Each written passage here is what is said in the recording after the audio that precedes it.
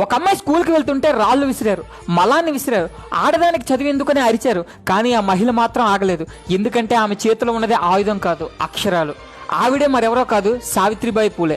సావిత్రిబాయికి చిన్నప్పుడు చదువులేదు, కేవలం 9 ఏళ్ల వయసులో పెళ్లి చేశారు.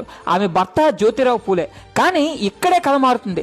జ్యోతిరావు పూలే భార్యని అక్షరాలు నేర్చుకోమని ప్రోత్సహించాడు.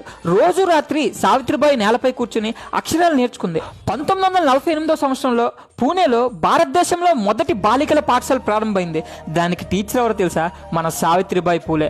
ఆ రోజు నుంచి ఆమె జీవితం నరకంగా మారింది. సావిత్రిబాయి స్కూల్కి వెళ్తుంటే రాళ్ళు విసిరారు, చెత్త విసిరారు, ఆఖరికి మలం కూడా విసిరారు. అందుకే ఆమె 2 చీరలు తీసుకెళ్లేది. ఒకటి దారి మధ్య చెత్త పడితే మార్చుకోవడానికి, ఇంకొకటి స్కూల్లో పిల్లలకు చదువు చెప్పడానికి.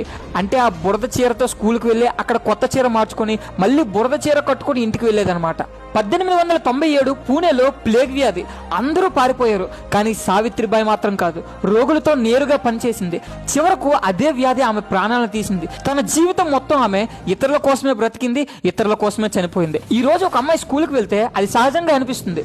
కానీ ఆ హక్కు కోసం ఒక మహిళ తన జీవితం మొత్తం త్యాగం చేసింది. ఆమె కేవలం పేరు మాత్రమే కాదు, ఆమె పోరాటమే మన చరిత్ర.